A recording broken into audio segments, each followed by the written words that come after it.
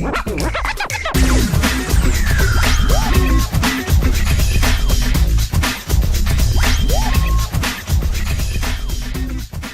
everyone, this is Steve Good and Yuri Cataldo. Welcome back to the Coin Chat.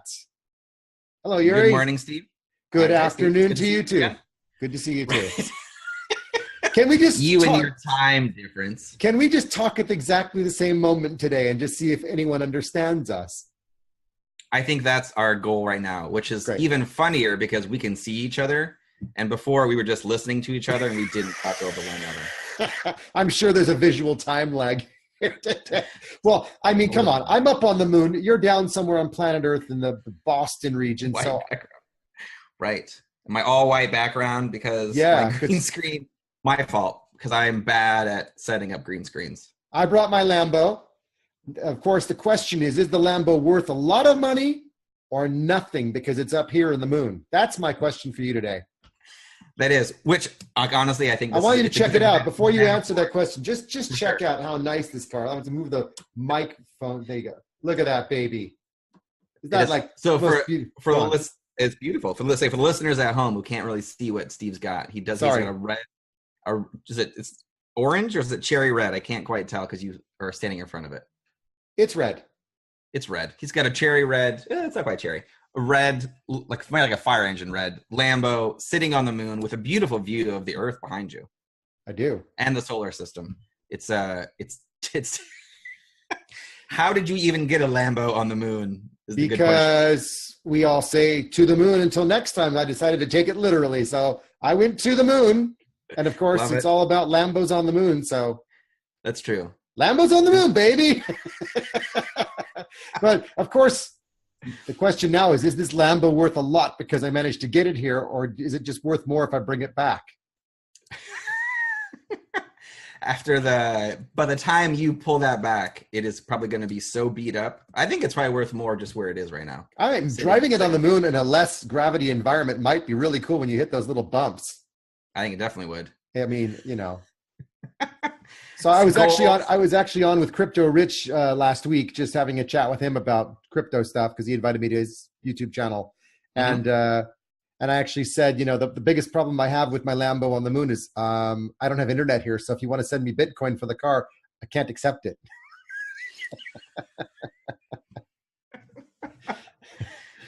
I mean, I can accept it. I just don't have any internet, so I'm just trying to work out how to accept your Bitcoin, and I'm not even sure if it'll work. So. I'm pretty sure it won't. Work that out.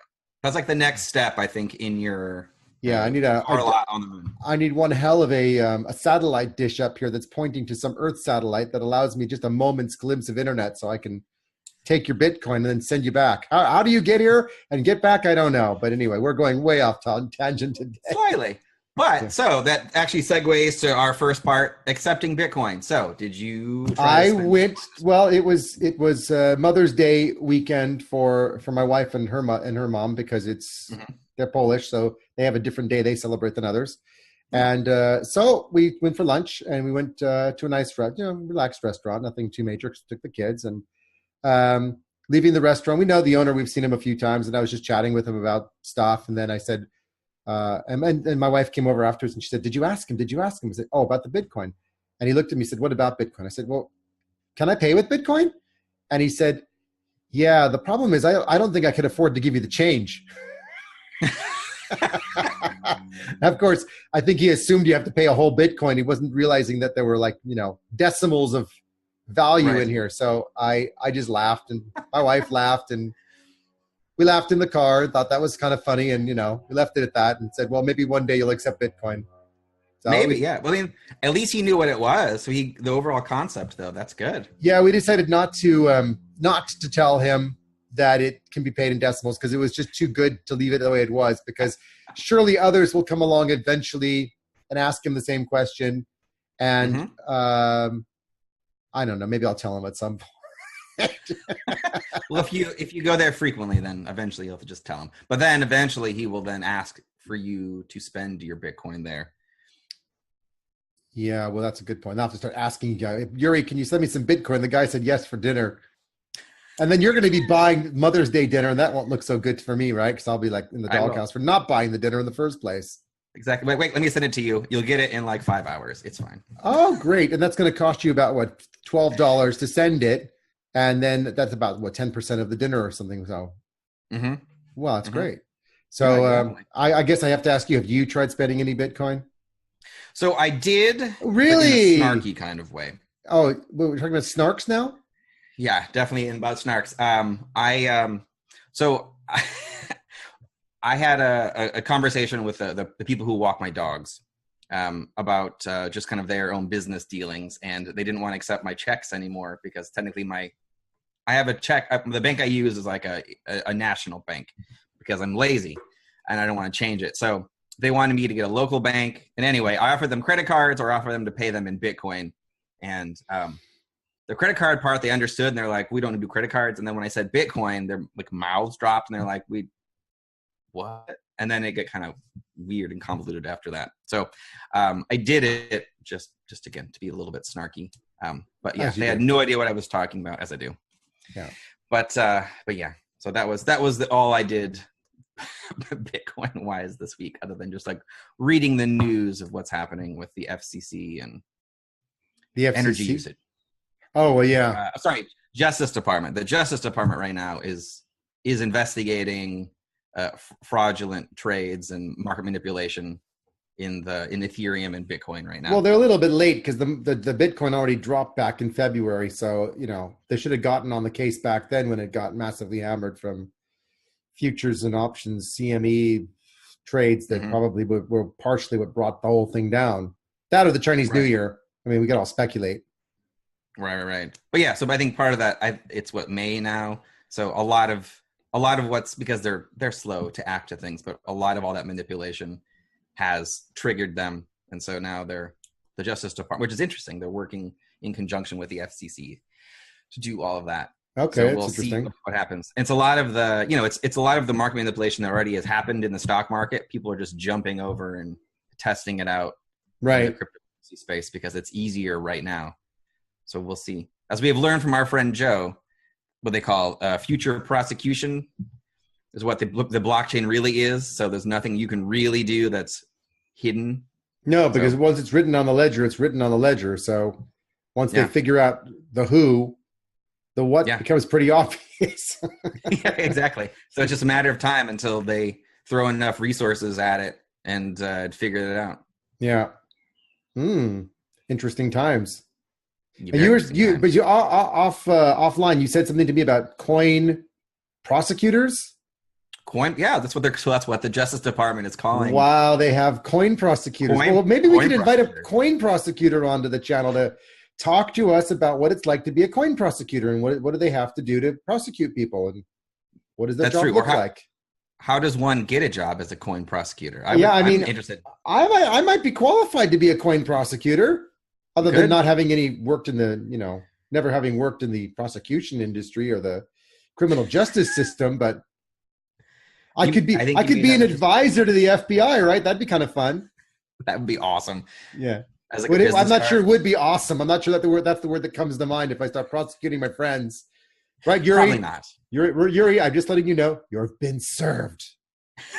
There's nothing I'm worried about. I have no nefarious deal. No, I know. That's why we're up here doing this stuff instead of running around hiding in the background with snarky people doing ICO weird stuff. Exactly. Speaking of which, I had to say that I saw that, I don't know if you saw, the SEC attempted to create a scam website. And I just got to say, it was about the worst scam website I've ever seen. They missed out the point of what scams really look like on websites for ICOs. And so what did they do? This is funny. So what did they do wrong in making themselves try to look scammy? They attempted to make it look like it was a scam. And in doing that, it didn't look like a scam. It just looked like the whole thing was fake. Like it was a joke site. They just tried a little too hard, huh? They did. I mean, first and foremost, you have to put your team on there and they have to be a bunch of fake profiles. Then you need to put a fake address and a fake email address and a fake postcode that if you click on it, they look pretty damn close to where you've actually stated your address is, but actually it's like, I don't know if I told you the story 6 months ago, we were investigating a potential scam project and it was on our Telegram channel. And what happened was the address looked theoretically legitimate in London. And then we checked the postcode, and the postcode was actually landing you right inside of the Moorfields Eye Hospital. And we're like, how is the postcode taking us to the hospital? And so then one of the guys actually said, hang on a second. I work in this area. Just give me the address and I'll check. Yeah. So we literally had him walk out of the hospital and walk around the block and came to an electrical box, which was really the address. It was a non-existent but that's like proper scam because the addresses and everything were wrong. And then, of course, if you look at the website, they don't have terms and conditions. They don't have privacy agreements and stuff like that, which are the things you need to have so that, and these are things Google requires for Google search. So these guys don't want to get found on search engines, so they leave the stuff off, and they don't want to have to put terms and conditions in and listing the company name and the company address and the company website URLs and all the formation stuff. So they leave it out. You know, and fake profiles with fake LinkedIns. If you actually click on half of them, they don't actually work, or they take you to a profile that's got one follower or one friend or one, you know, okay, great. Right. You know, those are some classic examples. None of those things were on the SEC's Howie, I forget what it's called, Howie something website, but it was just like, all they did was make it try to look like some sort of a Ponzi scheme or like a hype, an HYIP, which was one of these, you know, 3% per day for putting your money in kind of thing, which was pretty obviously not ICO, and pretty obviously it's, you know, scammy in nature the way they did it, but it was so obvious that actually it didn't look like a scam site at all. So shame on you, SEC, for getting it wrong.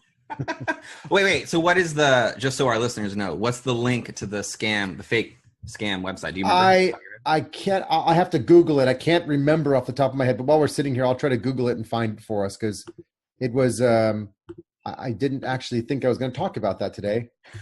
That's why I like to bring in random things to keep you on your toes. Let's see if I can find it. I'm going to do a quick search here. SEC trolls ICO scammers with fake Howie Coins website. There you go. It's in Fortune magazine on May 16th, 2018. And it says, yeah, it was very recent. But it was called Howie something. I'm just trying to, this particular article doesn't, let's see. I'll find it. We keep talking. I'll find it and I'll tell everybody the URL. But it wasn't really I mean, they made it out like they really knew what they were doing with, you know, it's called Howie Coins. The URL is Howie Coins, which is HOWEY coins.com. We'll put this in the description down below for the YouTubers as well. So, HowieCoins.com. And I mean, I just look at the site and I'm thinking, well, I can kind of see where they attempted to make it look scammy, but I mean, I've seen much scammier in terms of really like looking for all the things you know what to look for. Yeah, and we've talked about that multiple times on this show of how to spot scams. So their attempt at trying to make a site scammy, they kind of missed the point of it. Because you have to have like addresses pointing to the wrong place and having, you know, they made it out like, oh, you know, pre-ICO sale is live, token sale, 15% bonus, and it's a picture of like a beautiful ocean and sea view in the background and whatever. And then don't miss this exclusive thing where whatever it's registered, here's our white paper. Then they have an investment ladder. Well, the minute you say investment ladder, it's finished. Nobody does that as an ICO. So it's obviously that makes it like, okay, so yeah, this is a scam. I mean, okay. So they already gave that's kind of like the ultimate giveaway was you're not supposed to make a scam look like a scam. You're supposed to make it look like it's not a scam, but do all the things that actually makes it a scam. Right. And if you just say investment ladder with, you know, guaranteed percentages and whatever else is, you know, and then you get your gold, platinum, and silver and bronze. That's a hype. It's not actually ICO. And they've mixed the two. It's almost like they're trying to mix one of these, you know, fake sort of investment vehicles with BitConnect. And I don't think they've done a very good job of it. And then when they have the team, they've got a list of team members, and they don't have any links to them on LinkedIn of any sort, nothing. And of course, that doesn't really help because you want to have the ability to click on the profiles and check them out, which by not doing that just says we're actually not real. Yeah. You know, you have to make it look real. So you make it look real by having a connection to LinkedIn. They don't have connections to social. Well, they do have, at the bottom, they do have social media.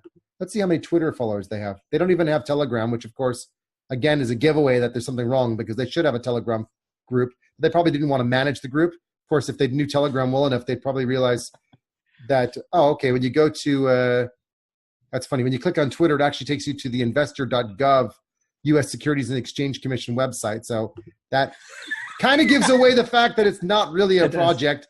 So it's too obvious. Instagram takes you to investor.gov. Twitter takes you to investor.gov. And so does Facebook. But they really should have actually had real. So there's nothing here that made me think, oh, this is a scam. I really want to get in on it. They didn't make it, compelling enough to make it look real. So right. A little too obvious, a little too much like it's the Flowers by Irene truck sitting outside your house, the big FBI logos circled underneath. Oh yeah. Flowers by Irene. I wouldn't really. Yeah, Simpsons. Oh right, that's from the Simpsons, right? Flowers by Irene. Simpsons. Yeah, FBI. Yeah, got it. Yeah, that's where that came from. Okay, so that does actually segue nicely into today's topic, which is evaluating the actual companies behind the ICOs and the cryptocurrencies. That would be a big zero. Thank you. And next conversation. Well, no, seriously. I mean, no, I know. Beyond the fact that a lot of these, we're building off of speculation. We're building off of the potential, maybe 10 years down the line of what they're working on. But there's just so many new companies coming out with fantastic ideas.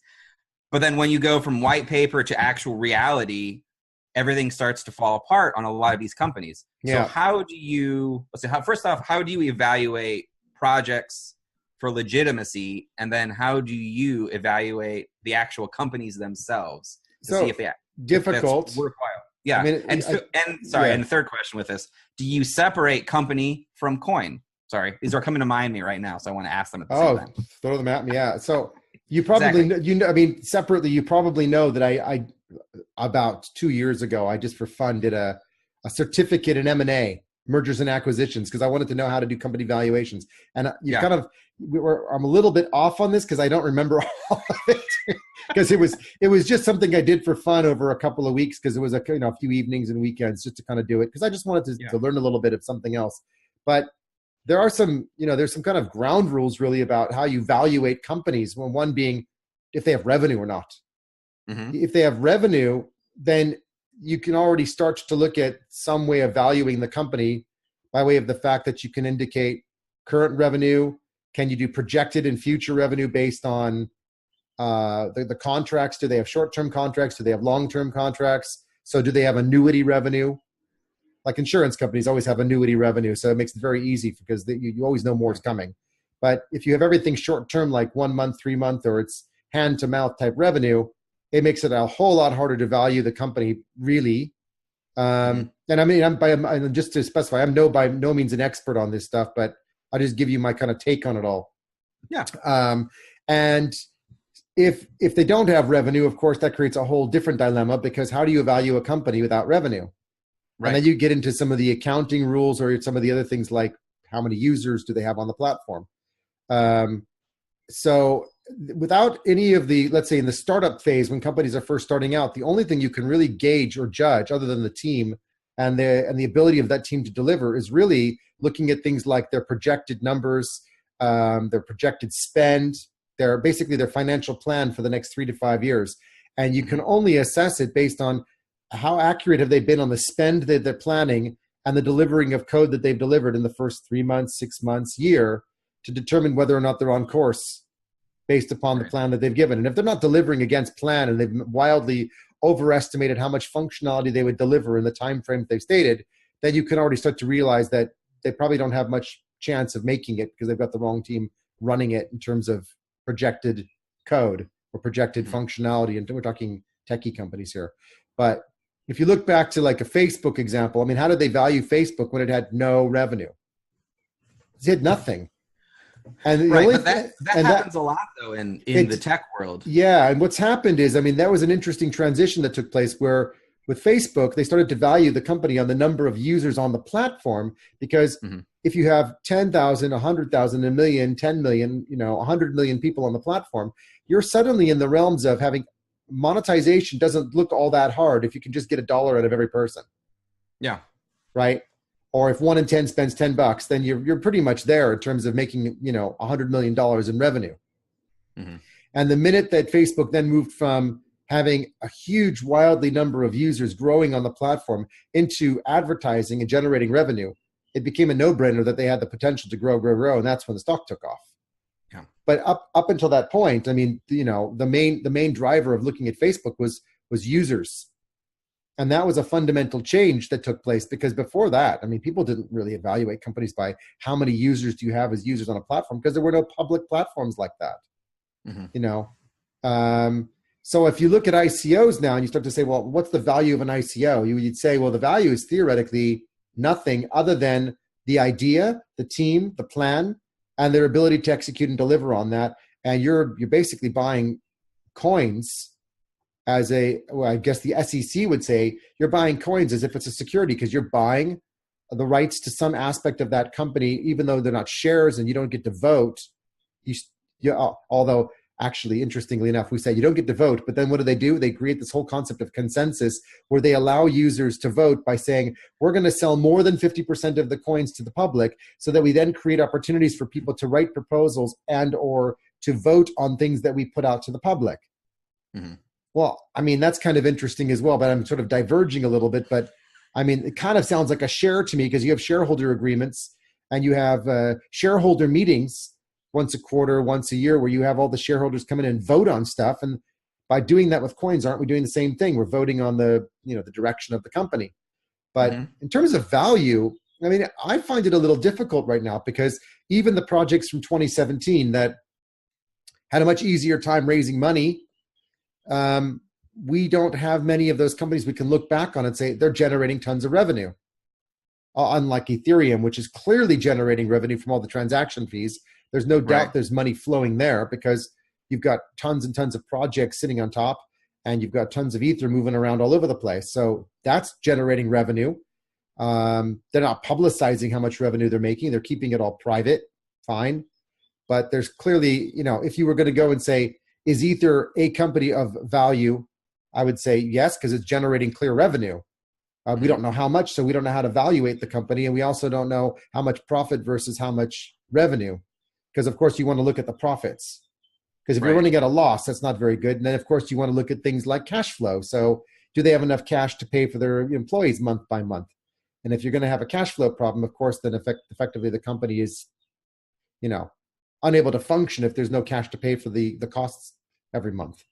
So is it, so in this instance, is it, because a lot of this information is not public knowledge, is there a way to try to, I guess, speculate this type of, what you're looking for on that side without being close to the development team? Or is this a case where if you're really looking into these cryptocurrency companies, you need to be really close to the development team to actually understand what's going on? What's the difference between this and Kickstarter or Indiegogo in reality? Because they go out, they make their video, they do the standard, here's what our project's going to do. This is how we're going to build our platform, blah, blah, blah. And I mean, I've put money into a few of them and they've all pretty much failed. And you worked on one. I've been part of one, and the same thing. Development team thought they were excellent business people, basically, and they did a terrible job on the business side, and kind of it's still around, but they basically run it to the ground. Yeah, and you asked me to help with some of the marketing messaging at the time and trying to figure out how to align. And what I remember was YouTube said one thing. Their website said something else. There was another page you had me look at that said something, or Indiegogo, or sort of Kickstarter said something else. And they weren't even using the same consistent messages. Like, how the hell am I ever going to find the YouTube channel with a completely different name? And one was with the product, one was with the company, one was with an abbreviated name, one was with a dash, one's without the dash. I mean, no-brainer stuff to the average man. But actually, when you're sitting there looking at it internally, it's like, how do you get this wrong? But so, I mean, the difficulty with all these startups is they're just startups. ICOs are just another form of startup. They're just selling you some sort of value that you can then trade, which are coins on exchanges, with a hope that the project will go to the moon, as they say. And optimistically, some of these projects are, very, very good conceptually. They've got great ideas. They've got seemingly a very solid team. They've got a good, solid roadmap. You can see that they've done all the things they need to do. But whether or not they can actually deliver and market it well is one thing. But most importantly, you need to get users on the platform using it, which means you need to get beyond the concept phase into MVP, or minimum viable product, or a prototype, which hopefully most people have when they're doing ICOs now, and not just saying we're going to build an MVP in 6 months because that's not really worth buying into. And then you need to see the product out really fast. You know, you need to see something that people can start using, because the only way to really evaluate if a company is going to go somewhere or not in terms of, you know, is this company a goer? is can they make money? Can they get their tools out, deliver on time? Do they look good? Do they work? Do they function? Are they usable? Great. And are they able to demonstrate they can make some money doing it as a business? Now, of course, with blockchain and ICOs, there is a little bit of a contrary philosophy, which is if we can do things to make the world decentralized and we can do things that will solve big problems first, we can always monetize them later. And I like that philosophy. And actually, that quite nicely aligns with the fact that if you can get tons of users on your platform first, then there's intrinsic value in the fact that you have a lot of users using the platform. To monetize later should be possible. Right. So that kind of aligns nicely to the Twitter, Facebook models of get lots of people on the platform and then make money from it later. Right. But I think we failed to see a lot of ICOs, you know, from 2017 so far delivering anything that shows clear revenue. So I hope that by the second half of 2018, we start to see some of those 2017 companies, dare I say, get their shit together. Because, I mean, honestly, we need to see some of these companies delivering. And I know it takes time. And I know that 2017 was all about funding to build MVPs and to build products. And 2018, it's a pretty drastic shift toward, we need to see something working before we go ahead and start funding you. It's a much harder environment to raise money in 2018, but needless to say, you have to have working products, because if you don't have anything working and there's nobody using the platform, the only thing you're evaluating on the company is the people and the roadmap. And that only goes for so long before eventually you get a bit bored with it. So you have to start seeing stuff working. Is there, when you look at companies, is there any, I guess, bonus or extra for it coming from a company that maybe already exists and then gets into? Oh yeah, I mean, of course, if it's like an existing company that launches some kind of token of some sort. Yeah, I mean, you know, we're not talking the tea company. Right. Not talking about the tea company, right? No. Who has no business. I'm like an actual legitimate company. No. Who's like, we're gonna, you know, move part of our business operations, and it makes like sense. Kodak talked about being able to put digital assets on the blockchain so that you have the royalty rights to the images. And I know some people didn't get it, thought, why is Kodak going there? But actually it made complete sense because it's about digital asset control and digital asset management, and not having issues with copyright infringement and royalty problems, because it's clearly written in a public place that nobody can go and change. But yeah, absolutely. If companies can demonstrate that they're shifting into blockchain and they're already existing businesses with, you know, stable business with revenue and future growth potential, then it's just an add-on to their business. Mm-hmm. Of course, the only interesting thing for me, and I don't think anyone knows the answer to this yet, is, or maybe someone does. I'd love to know if there's someone does, but you know, what's the relationship between a company that's publicly traded with shares and having coins at the same time? Because I don't think we've seen much of that yet. No, we haven't. You're right, because a lot of, in those instances, they've all been like private blockchains. They haven't really been, you're right, public ICO type of. So the next step to me would be that either you see some of these ICOs actually demonstrate they can get enough revenue, can grow their businesses, they can get some stability, they've got enough users on the platform.